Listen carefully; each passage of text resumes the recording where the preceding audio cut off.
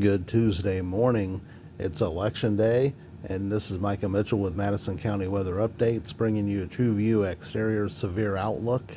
Things are definitely changing with this setup, and we'll take a look at how those things are changing.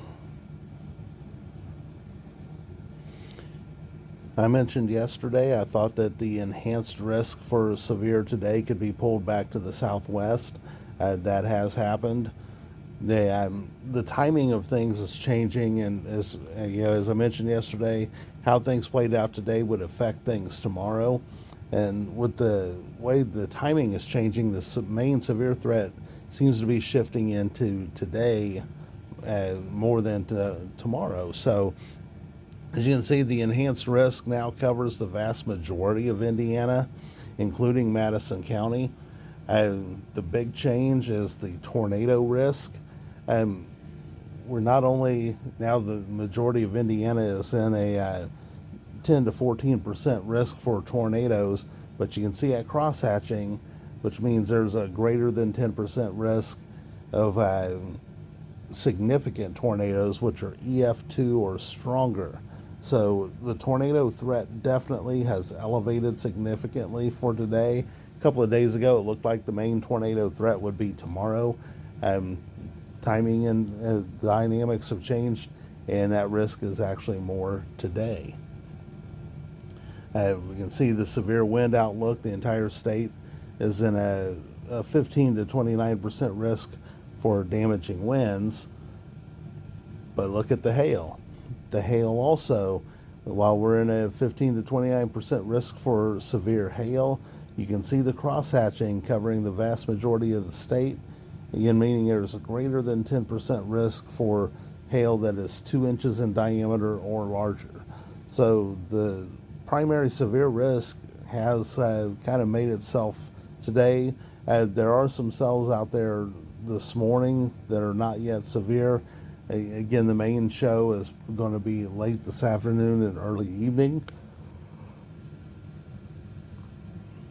And then we'll take a look here. Let's go ahead and move on. We can see for tomorrow, the Storm Prediction Center has pulled the majority of the risk farther south. I think maybe they've gone too far south with it, but nonetheless, there is still a severe risk tomorrow. But the majority of the risk now appears that it's going to be today. You can see they've got the tornado risk pushed primarily toward the southwest.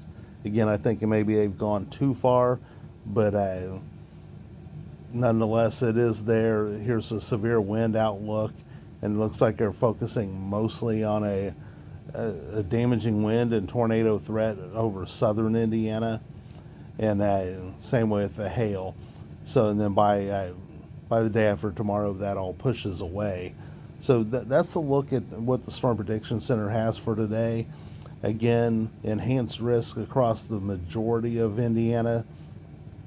Basically, the eastern 3/4 of Indiana, and that same area, the enhanced area. Again, the risk for not only 10 to 14% risk of tornadoes, but that those tornadoes could be strong, long track tornadoes. And we're also looking at a significant risk for large hail larger than 2 inches. Here's a look at the radar.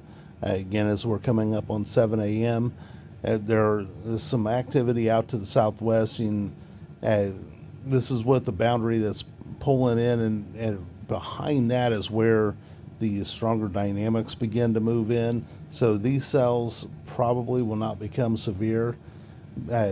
What we'll be watching for instead is back out here over Illinois.